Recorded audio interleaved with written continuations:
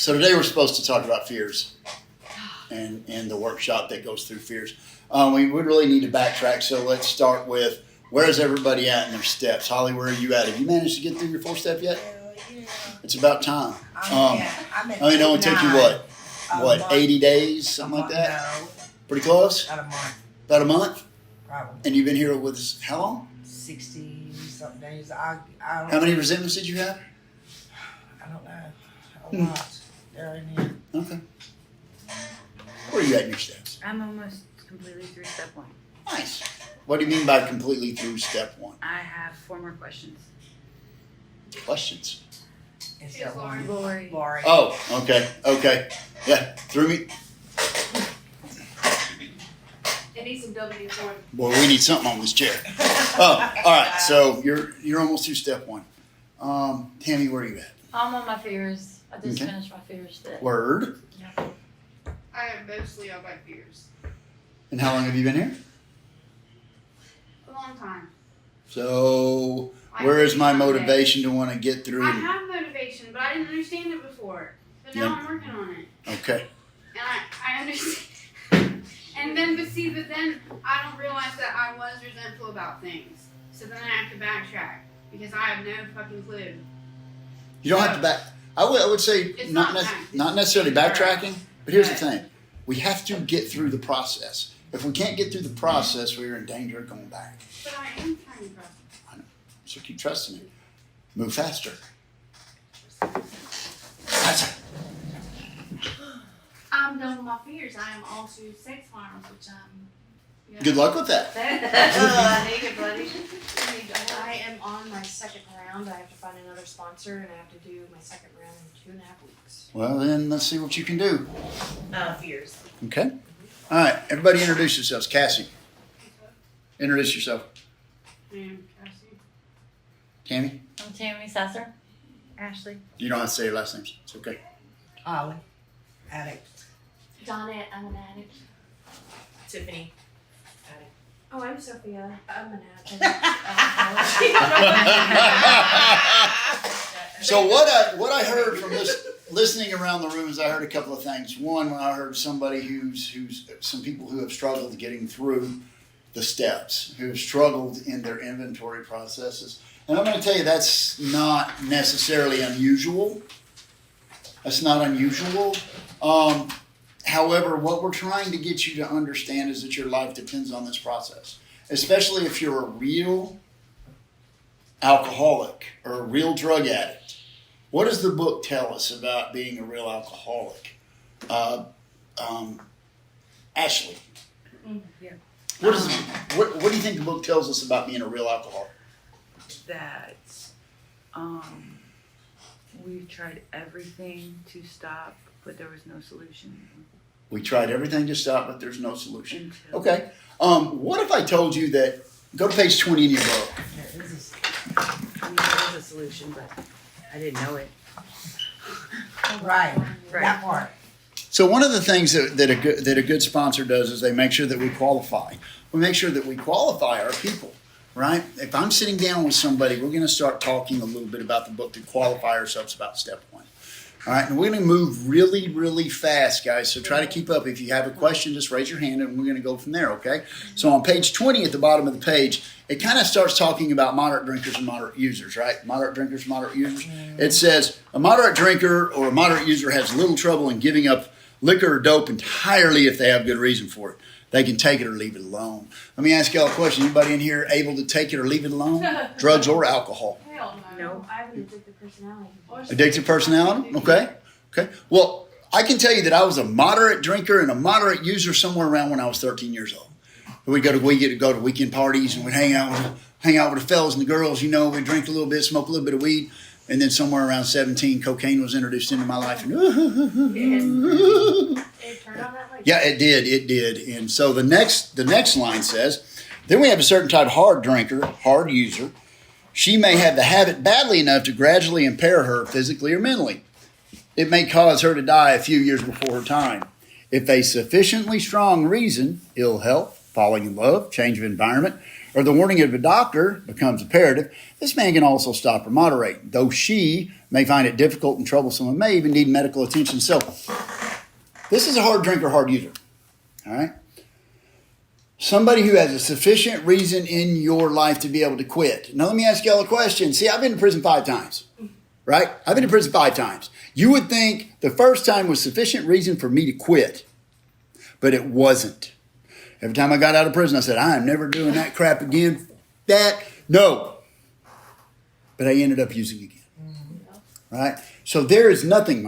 I have 2 ex-wives. I have a son that I abandoned.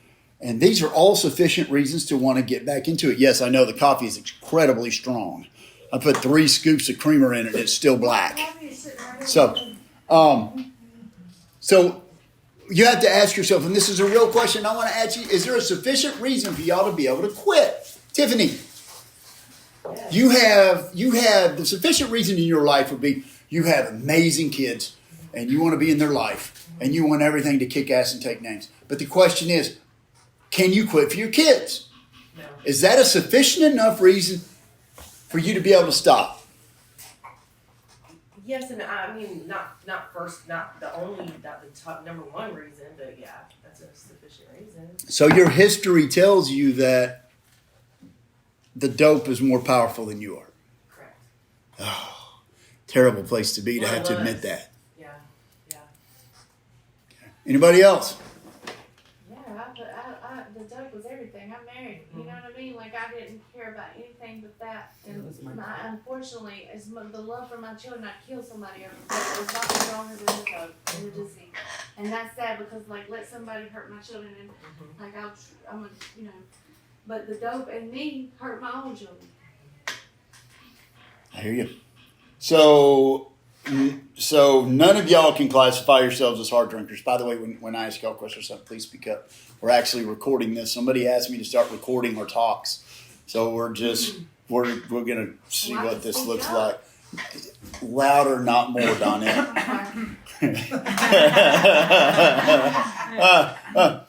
So nobody in this room can identify as a hard drinker, hard user. You realize that the drugs and the alcohol, there's not a sufficient reason for you to be able to quit. I couldn't on my own. And we honestly have to look at that. If you left today, Tiffany, you left today and you said, I'm never going to do it again. You had zero solution, you had zero problem, zero programming in your life. Would you be able to stay sober and stay away from it for the love of your children? Absolutely not. Not when you try that. That's what I wanted to hear. The next paragraph is going to tell us why. Right? It says, what about the real alcoholic, the real drug addict?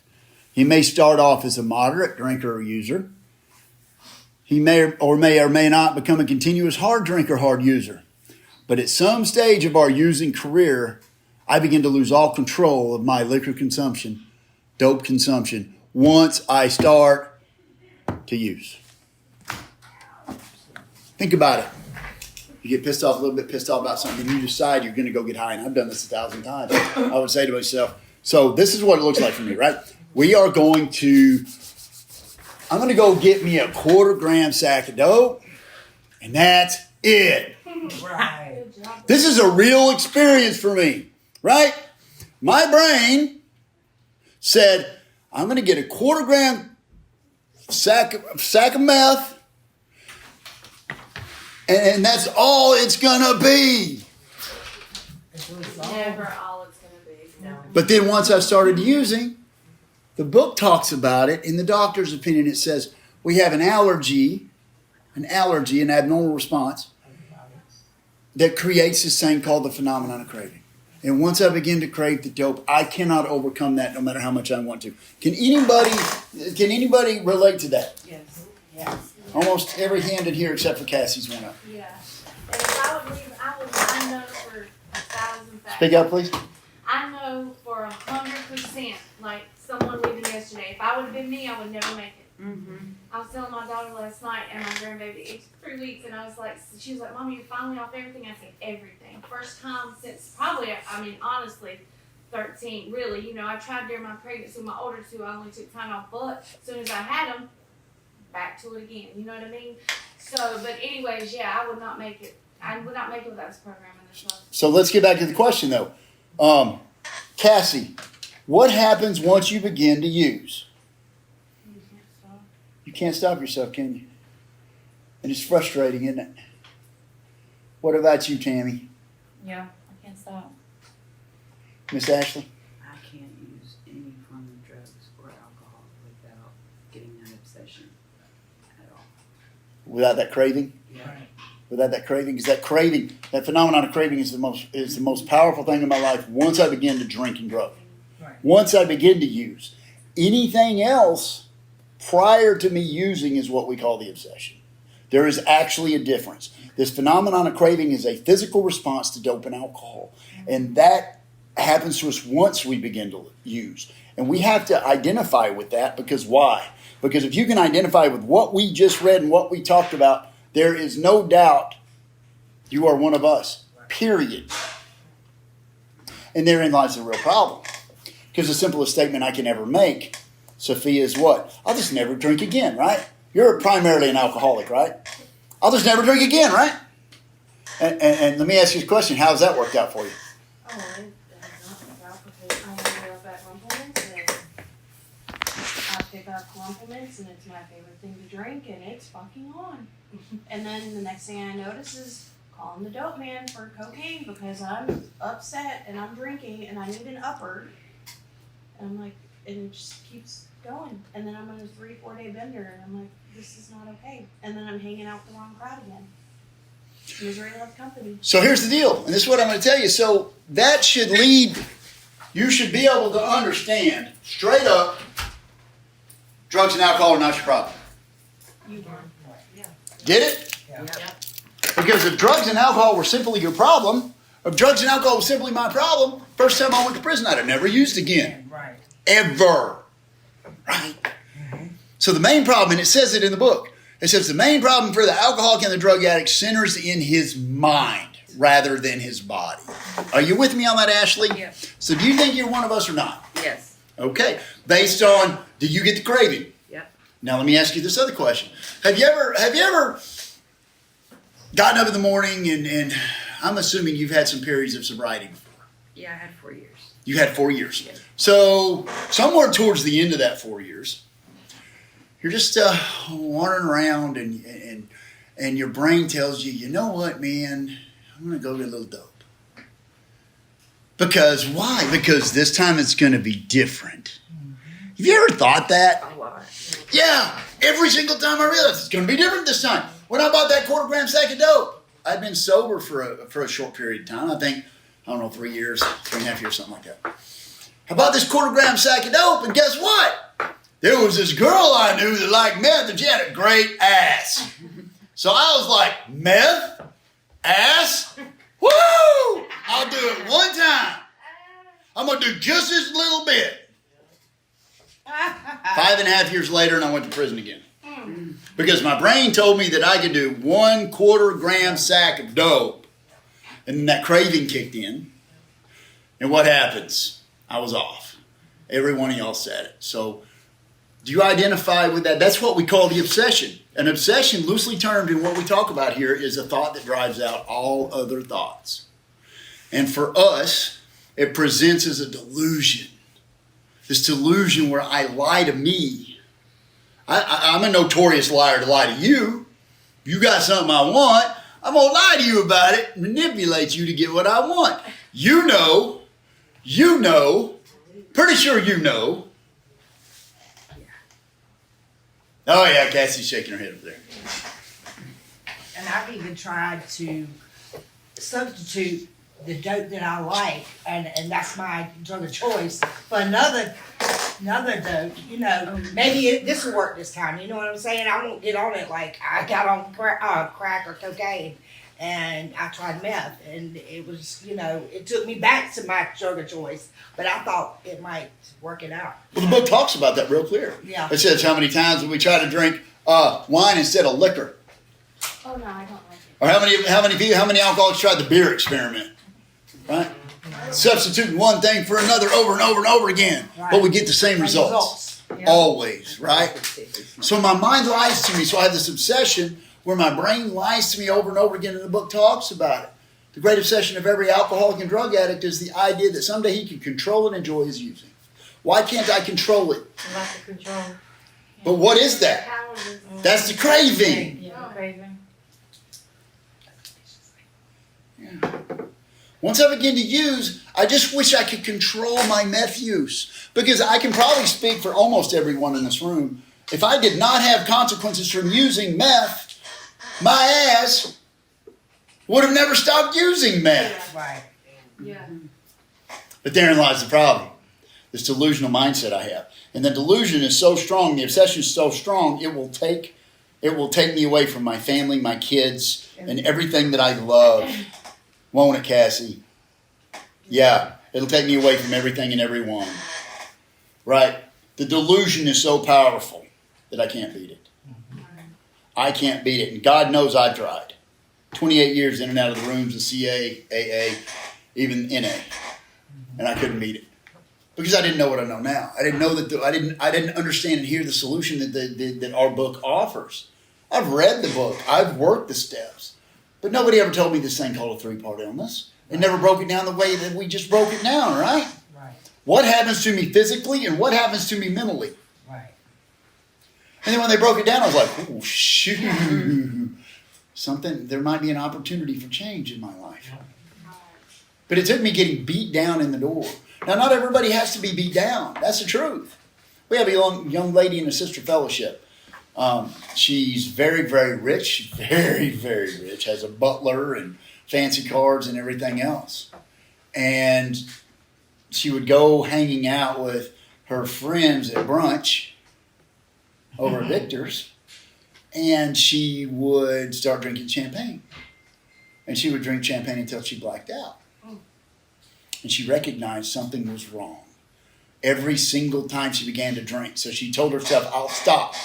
And she wasn't able to not go drink the champagne on the weekend. So she showed up in our rooms and she caught a lot of hell. Oh, you just drank champagne? But I watched her as she went through the 12 steps really quick. And man, she is a powerhouse in our program now. Really? Amazing woman. She's since moved away. Her husband they have tons of money. So, they do what rich people do, and that's travel and all that stuff. But, the message is real clear. You don't have to get beat to death like some of us were in order to get this. We have to recognize that I have this. Because once I recognize that I have this, that I have the obsession and the craving, if I recognize those two things, there's a whole nother part of the 3-part illness. But as soon as I recognize those two things, am I willing enough to do the work? Do I want to go back to it or not? Because if I'm not willing to do the work, Donette, why am I even walking into a 12-step fellowship to begin with? Right? So when I walk in the door, my sponsor looked at me and said, you look like a dude who's about to do something stupid. I was like, okay, what do I do? Because I don't want to do anything stupid. The stupid got me here. Right. We worked the steps from start to finish in about 3 weeks. And of course, the steps never end. They never end. But I'm just talking about he got me through the portion of it that needed to be gotten through. And he got me, he showed me a way. He got me connected spiritually. I don't understand God. To this day, 6 years sober, I still don't understand what God is. But I realize there is a higher power inside of me that works in my life every day that gets me moving in a direction. Right? So then we have this other part. Ashley, we have this other part. It's called the spiritual malady. And that is the most notorious gangsta fucker we have, man. This thing will eat us up. You ever heard the statement, my feelings aren't facts? Mm-hmm. Fuck my feelings. Yeah, fuck your feelings. However, my feelings are valid. Let's keep it real. But my feelings don't last.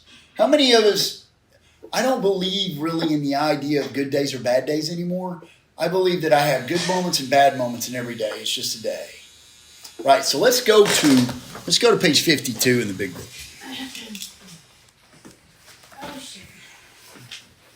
It's one of my favorite paragraphs in the entire book because it tells me exactly what's going on with me. Oh, I got it circled. Spiritual sickness. So, it says we had to ask ourselves why we shouldn't apply to our human problems. What's my human problems, Donette? What's your human problem? What are my human problems? I have a lot. Well, let me name some for you. Okay. I have problems with. My human problems are I'm on paper. I've got issues with my kids. I've got issues with baby daddy. Yeah. I don't have issues with baby daddy, but y'all may have issues with baby daddy. You're having problems at work. You're having problems with money. Family relationship. We might have a job. We might have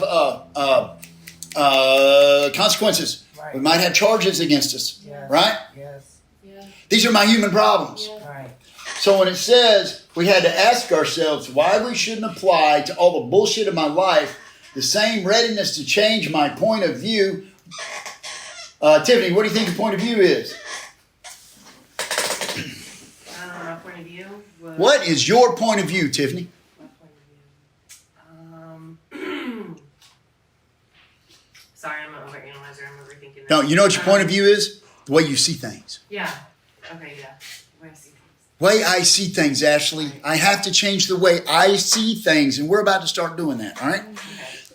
So it says, I was having trouble with personal relationships when I'm stone cold sober. Stone cold sober. What do your relationships look like, Tiffany? When you're stone cold sober, you ain't got nothing in your body. Mine were actually, Pretty good? yeah, they're great.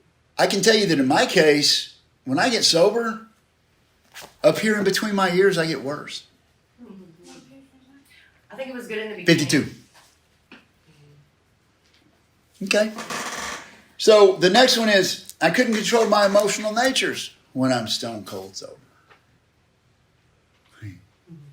Anybody ride the roller coaster, Ashley?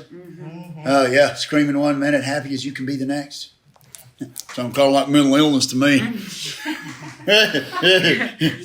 Next one says, I was a prey to misery, Yes. Depressed. and I was depressed Yeah. when I'm stone cold sober. Still wasn't happy. All right. It says we couldn't make a living. And this is not the kind of living where we're talking about going to work every day. It's talking about living life on life's terms when the moments come up and the things that happen in life actually happen. We couldn't deal with life on life's terms. Y'all with me on this? When I'm stone cold sober. We had a feeling of uselessness when I'm stone cold sober. And see, we don't have to have these every day. We don't have to have any of these every day. But did they pop up is the question we have to ask ourselves. Everyday thing. We were full of fear when I'm stone cold sober. I am almost paralyzed when I'm stone cold sober. Because for so long I had this thing in the back of my brain that would anesthetize, that would numb the way I was dealing with life.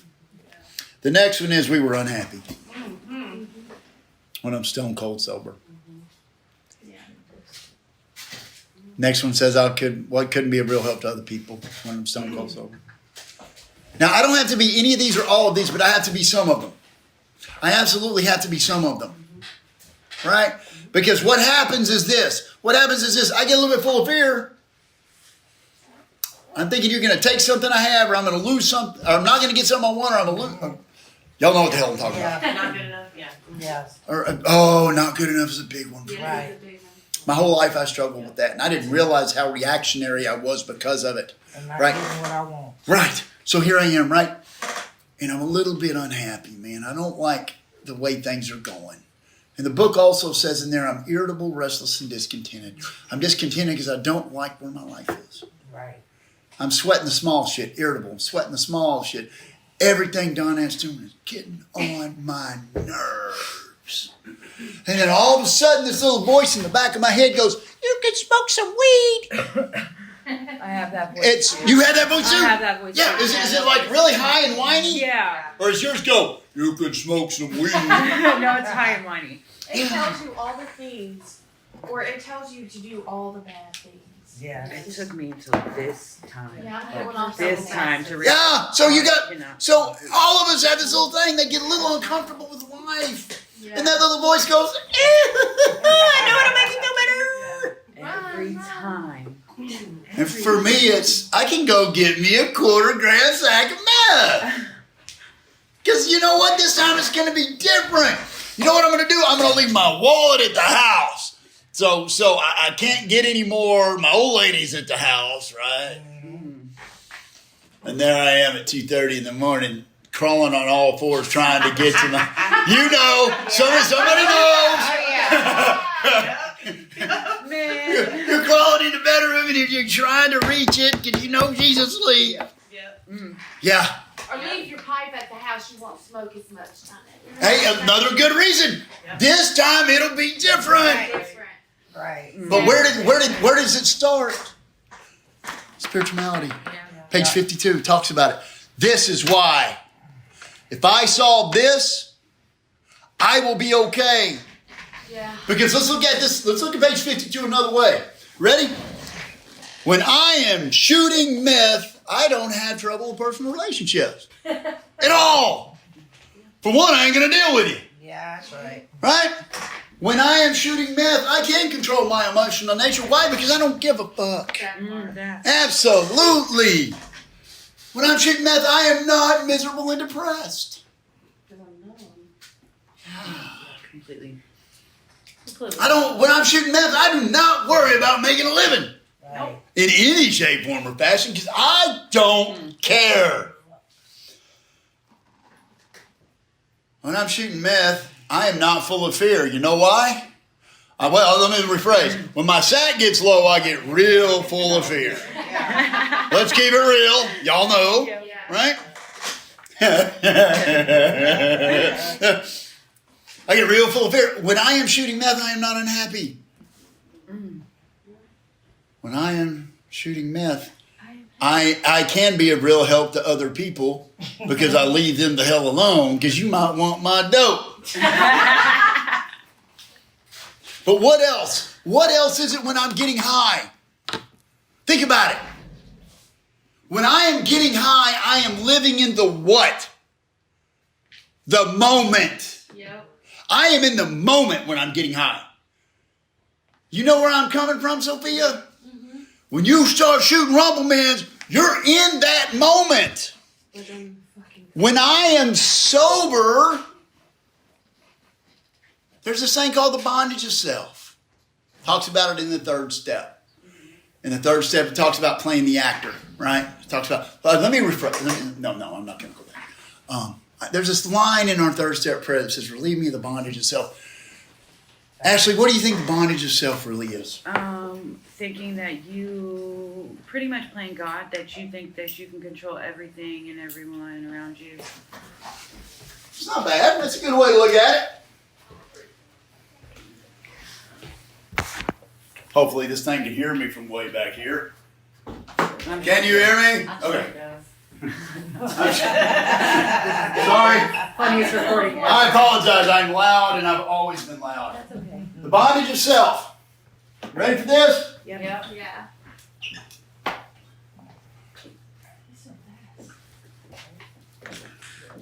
You don't have to write this down. It's okay. Yeah, exactly. Oh. Oh, I see. You said blind man. There's this little dude, right? He's walking this direction. Right? This little dude. He's moving forward in life, right? He's moving into the future. He's in the now. He's moving in the future. He's moving on this horizontal plane, right? Hey, y'all, man, I know it's ugly. That's the Perfect most pretty illustration. statement I've Oh, ever y'all can just all shed it. So, we're born, right? Yeah. We're born.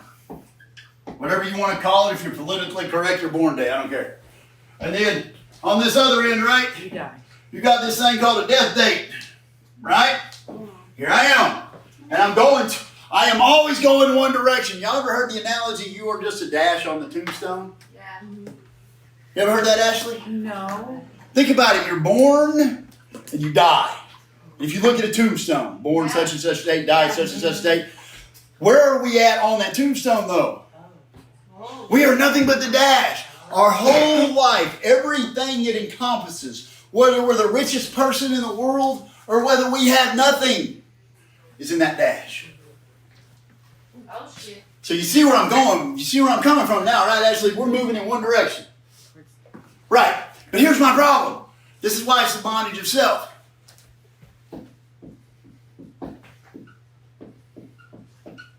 Resentment. There's something.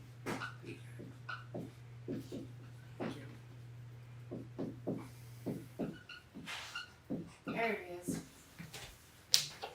I'm walking through life and I've got these resentments, this shame, and this guilt. I've got this resentment, this shame, and this guilt. Where does that live, Ashley? It's in the past. Right? Let's go flip it over here.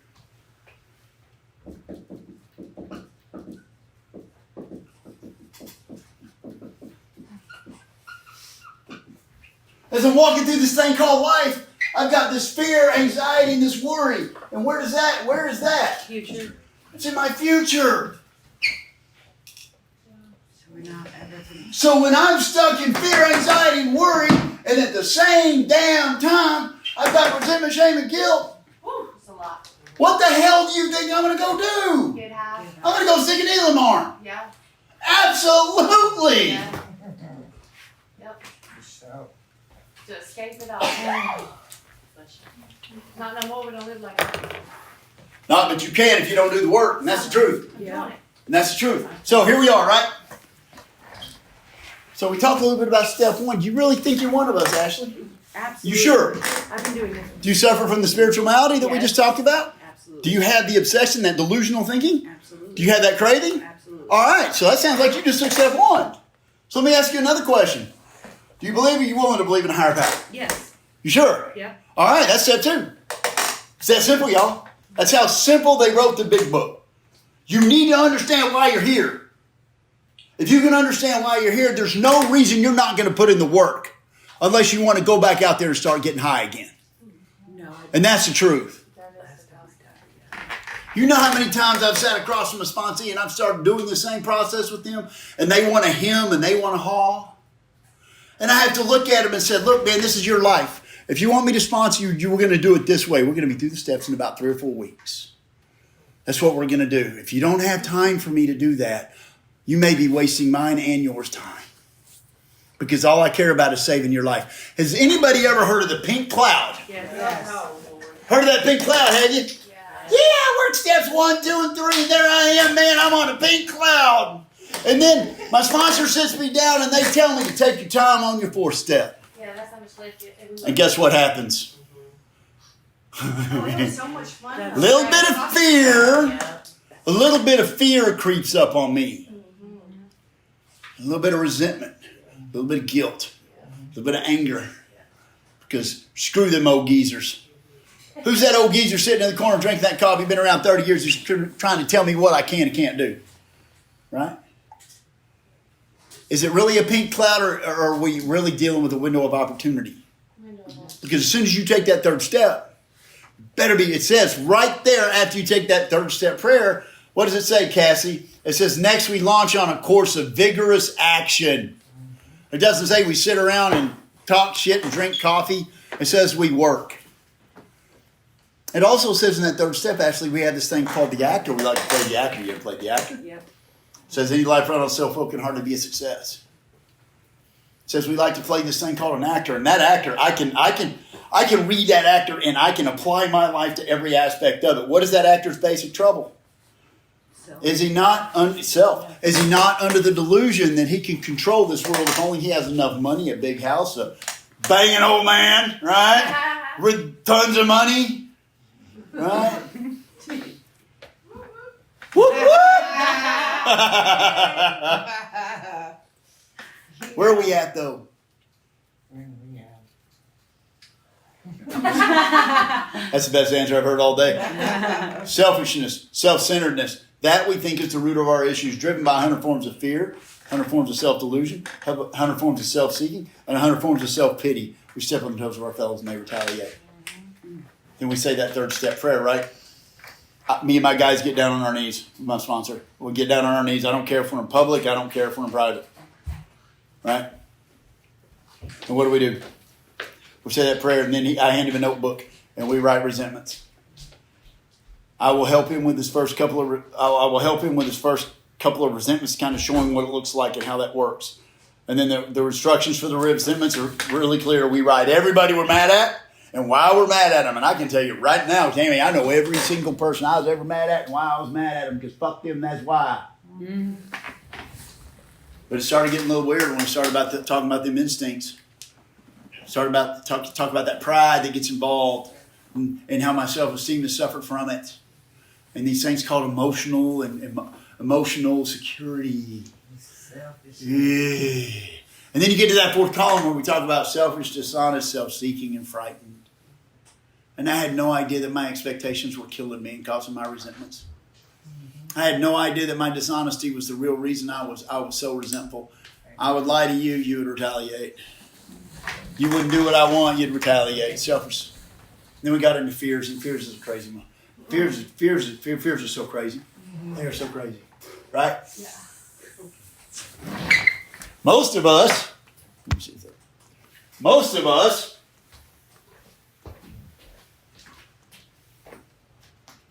what I found out is that I was a fear-driven person. Yeah.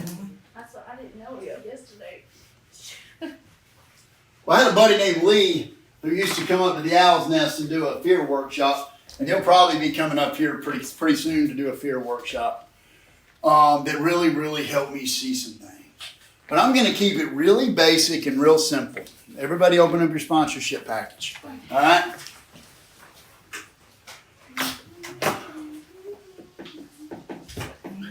To fears. Yes, the fears. Now, I don't know if any of y'all have actually familiarized yourself with this package, but it is exactly out of the big book. Everything in that sponsorship package is exactly out of the big book. We do not deviate from what works here at Potterhouse Recovery. We don't. The big book got me sober. The big book got Rob sober. The big book helped get Tiffany sober. Statistics don't lie, do they? No. Every answer I've ever had is in the book. Why do you think we say answers in the book after our CA meeting? Why do you think we have a book study on Saturday nights instead of another discussion meeting? Right? The answers are in the book. Yeah. Look them up. All right? So what's the first column supposed to be? The causes. What's the first column? The fear. All right. What's the second column? The cause. All right. What's the third column? Instinct. Okay. What's the fourth column? My part. This is a big one. That's And what does it say under my part? How had self-reliance failed me? Okay. Selfish, dishonest, self-seeking, and frightened. I didn't know how frightened I was. How did I set the ball? Slow down. Okey-dokey. Selfish, dishonest, Self-seeking, self-seeking, and frightened. And Okay. how did I set the ball rolling? Ooh, a big one. Yeah. And what has fear stolen from me? A lifetime. Then you got What would God do? just to extend that we do as we think He would have us. Let me ask you something. Is there any God in fear? No. Explain. You said yeah. Explain. I didn't say that. Oh, you didn't? Who said yeah? I wanted to. You might have said yeah. Yeah. Well, no, there is some fear in God. Or fear. If you're a Christian and you follow the Christian religion, it does say you're supposed to have a healthy fear of God, Yeah. right? In your day-to-day life, though, should you have fear? But the problem is we do. Right. It's ridiculous, ain't it? Yeah, I didn't know. How much we actually fear. I thought I was courageous until I went through my fears. Now I'm a little pussy. How many of y'all have a fear of relapse? Me. Oh. Who had a fear of relapse? Me.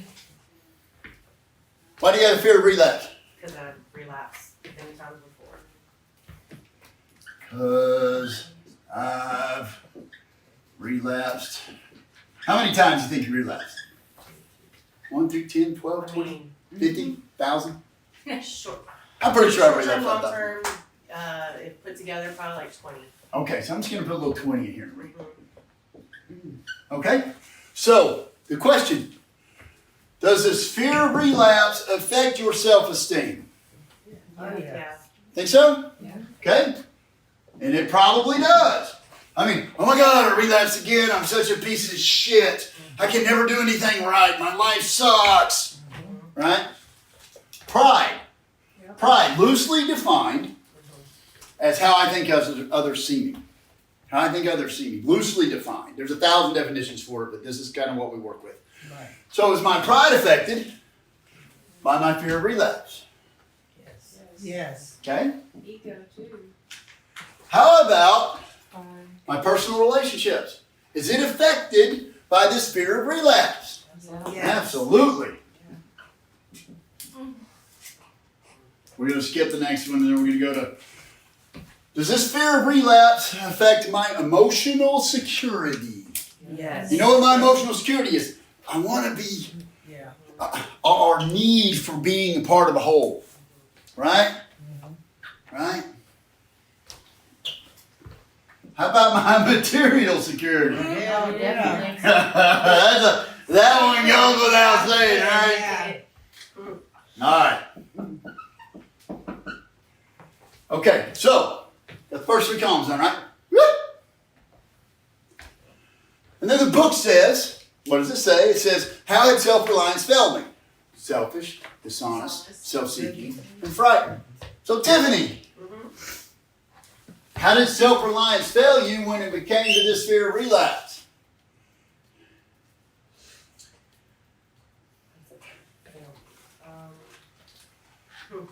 When I became selfish. Okay, All the above, dishonest, okay, self-seeking, and frightened. okay. Let's just start with these two, selfish and dishonest. How is this fear of relapse selfish? Think about myself. Think about yourself, and I would postulate that maybe, just maybe, you never put in the effort to stay sober. Right. Am I right? Yeah, you're right. Okay?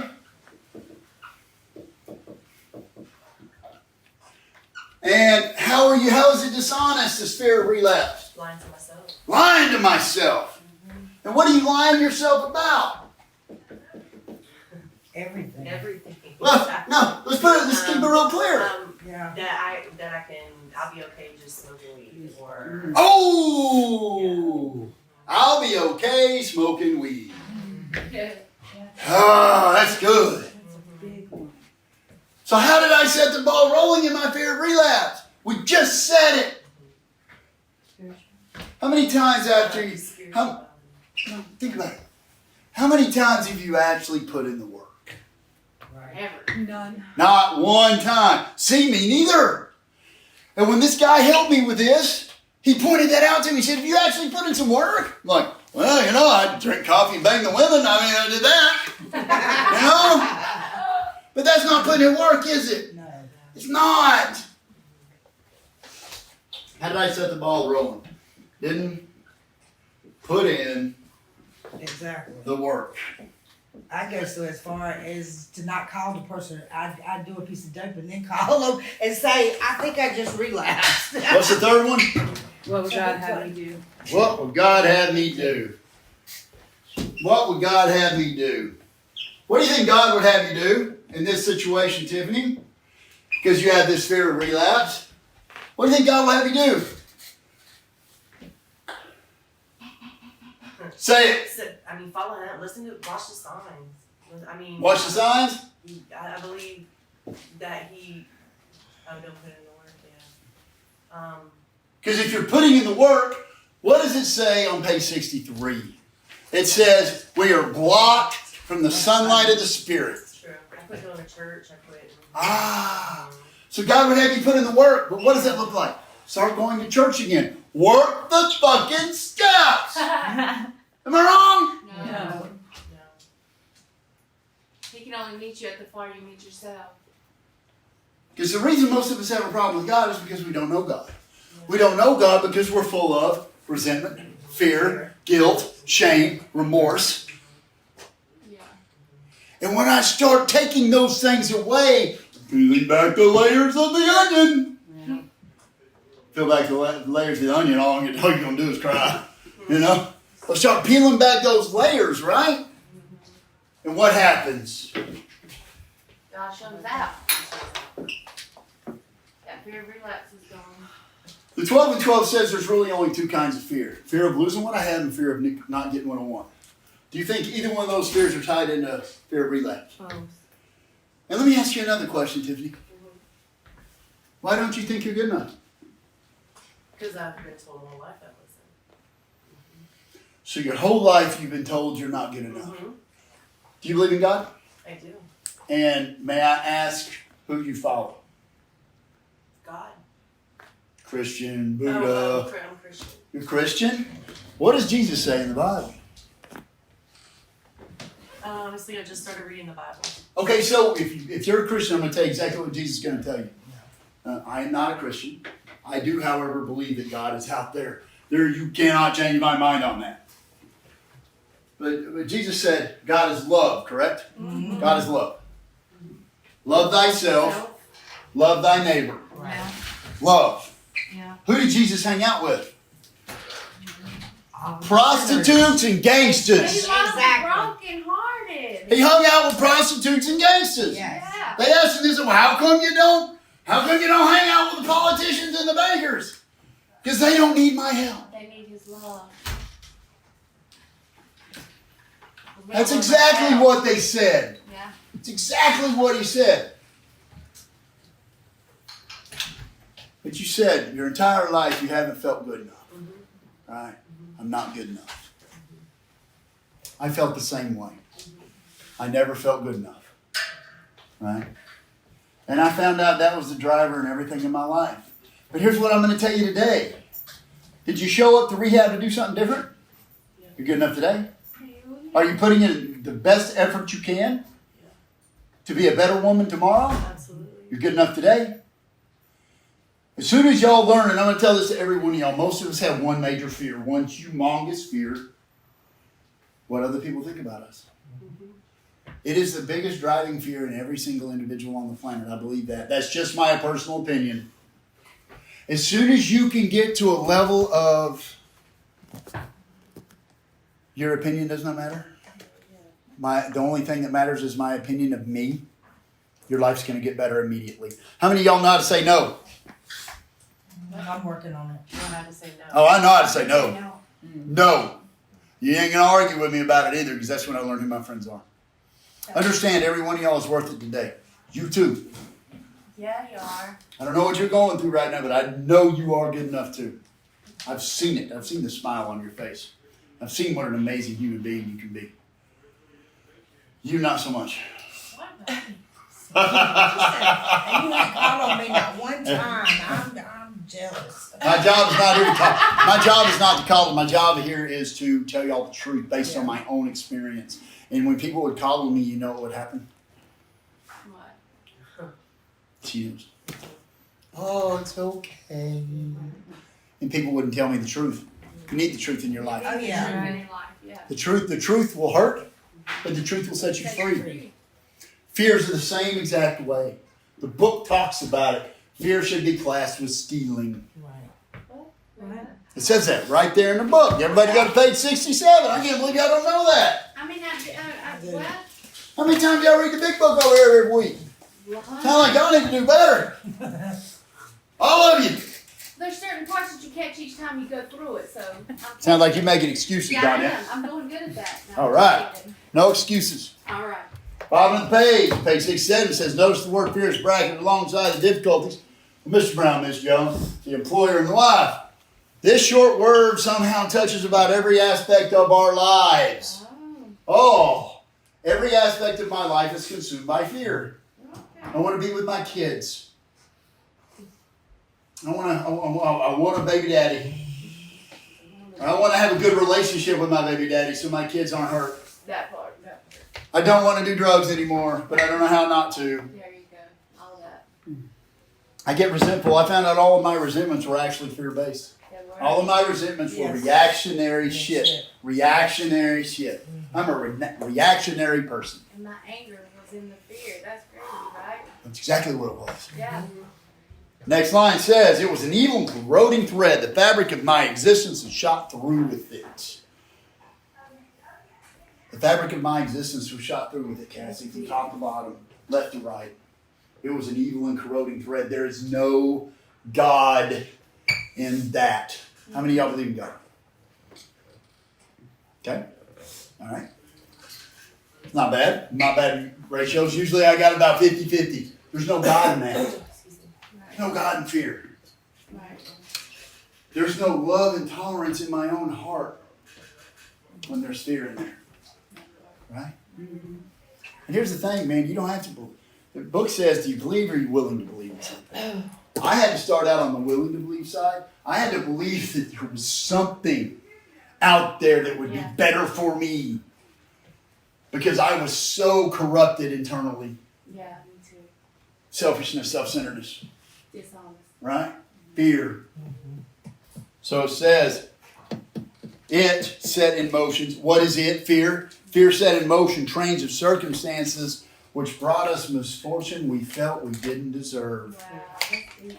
Self-pity. I had a lot of that. Self-pity. But did we not ourselves set the ball rolling? That's the question we just asked. How come I got a fear of relapse? Well, I never put the work in. That part. Yeah, I was so consumed with this thing going on inside of me, actually, I never could do anything else. There's no God in there. Right? Sometimes we think fear ought to be classed with stealing. It seems to cause more trouble. Wow. Okay, It's in the book. I'll never forget it. Next line says we review our fears thoroughly. We put them on paper, though we had no resentment in connection with them. I found out I had a lot of resentments connected to them. We asked ourselves why we had them. Self-reliant, selfish, dishonest, self-seeking, and frightened. Right? Wasn't it because self-reliance failed us? Self-reliance is good as far as it went, but it didn't go far enough. Some of us once had great self-confidence, but it didn't fully solve the fear problem or any other. Yes. When it made us cocky, it was worse. That was harsh for me. How many times have we tried to push forward doing what we thought was best? What we thought was best. And here's the thing, my thinking, when I'm a little bit left off of center, or I'm a little bit right off of center, is not necessarily good even it's over. Me neither, just say that. Yeah. And when it says great self, one said great self-confidence. When it made us cocky, oh my gosh. That was not a good person. So next line, perhaps there is a better way. We think so, for we are now on a different basis. The basis of trusting and relying upon God. We trust Him to God rather than our finite selves. I am in the world to play the role He assigns. Yes. Just to the extent that I do what I think He would have us and humbly rely on Him, does He enable us to manage calamity with serenity. Life comes up and punches us in the face. And it punches us in the face really hard a lot. Oh, yeah. But once we work the steps and we begin to realize the true nature of our problem, we can take those punches. Hello, Rocky. Hello, Rocky. Next line. We never apologize to anyone for depending upon our Creator. We can laugh at those who think that spirituality is the way of weakness. Paradoxically, it is the way of strength. The verdict of the ages is that faith means courage. All men of faith have courage. They trust their God. We never, ever apologize for God. Instead, we let Him demonstrate through us what He can do. See what I mean? If you believe in God, we allow God to demonstrate through us, through our actions, what He can do. That's what they're saying. You eliminate the fear, you trust the man. You eliminate the fear, you trust your higher power, or whatever that is. I don't give a shit what it is. Nature. As long as it's not you or the dope. Because I worshiped methamphetamines for years. Yes. All women of faith have courage. They trust their God. We never apologize for God. Instead, we let Him demonstrate through us what He can do. We ask Him to remove our fear and direct God to prayer. We ask Him to remove our fear and direct our attention to what He would have us be. At once we commence to outgrow fear. I just had a ha-ha moment. Fear is an evil and corroding thread, Ashley. Mm-hmm. I can't speak for women because I'm not a woman. I'm not. Obviously. Nope, still not a woman. my position. I can't speak for what fears y'all have, but I can speak to the fact that I don't think I'm good enough. I can speak to the fact that I'm so consumed with what other people think about me that I can be paralyzed at times. When I get up and share my story, when I go places now, I get up in front of the audience and I realize that I'm a little bit scared, I'm a little bit nervous. Why? Because I'm worried about what they're going to think about me, so now I roast the audience. I think about a minute when a person starts talking and start talking shit to the audience. I mean, it breaks the ice for them and for me. Yeah. You know, but, yeah. Yeah. Y'all got any questions? That was pretty deep. All right. I love you, ladies. Thank you. Thank you.